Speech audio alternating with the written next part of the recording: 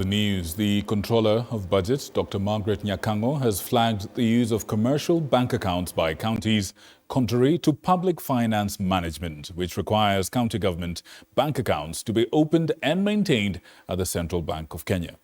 In a 637-page county government's budget implementation review report for the finance year 2023-2024, Nairobi City County has been flagged as the highest spender in international travel at a staggering 328.33 million Kenya shillings.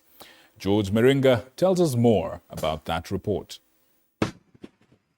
County governments are on the spotlight once again, this time from the Controller of Budget, Dr. Margaret Nyakang'o, for their budget implementation for the financial year 2023-2024. For starters, own source revenue collection by county governments amounted to 58.95 billion Kenya shillings and translated to 72.8% of the annual target of 80.94 billion Kenya shillings. This improved performance compared favorably with the 37.8 billion Kenya shillings generated in the previous financial year.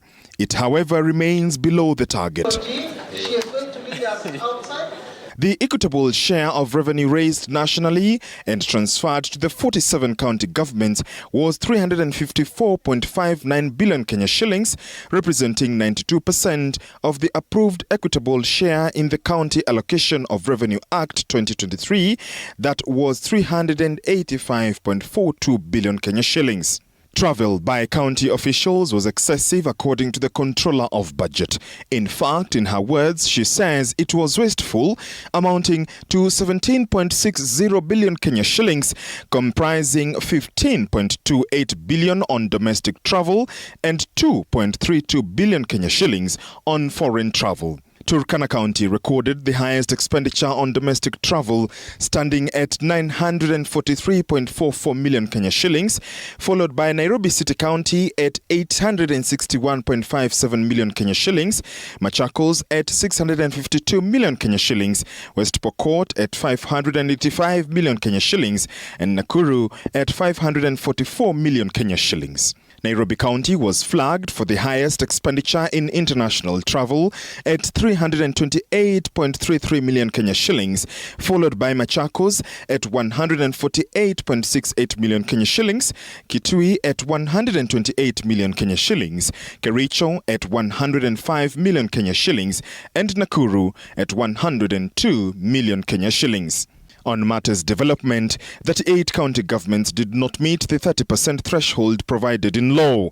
These included Nairobi City County at 10.3%, Kisii at 13.7%, Mombasa at 16.2%, Kisumu at 17.5%, Taita Taveta at 18.6%, and Kiambu at 19.4%. These as counties continued recording high pending bills. As of 30th June 2024, county governments reported outstanding pending bills of 181.98 billion Kenya shillings. Nairobi City County reported the highest pending bills at 118.44 billion Kenya shillings, followed by Kiambu at 6.49 billion Kenya shillings, Mombasa at 4.4 billion Kenya shillings, Machakos at 4.20 billion Kenya shillings, Bungoma at 3.52 billion Kenya shillings, and Kisumu at 3.15 billion Kenya shillings.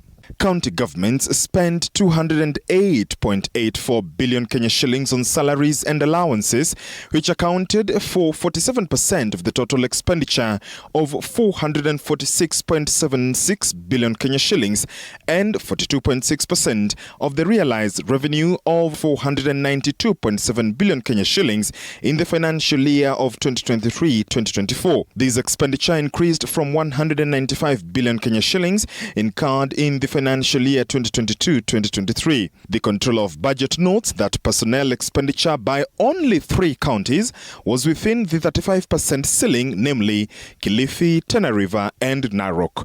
Further analysis of the personnel emoluments shows that 15.89 billion Kenya shillings was processed manually and paid outside the government payroll system. The Controller of Budget also flagged the county governments for using commercial bank accounts to operate the established public funds and other operational accounts, contrary to PFM county government regulations. George Maringa, TV47, Nairobi.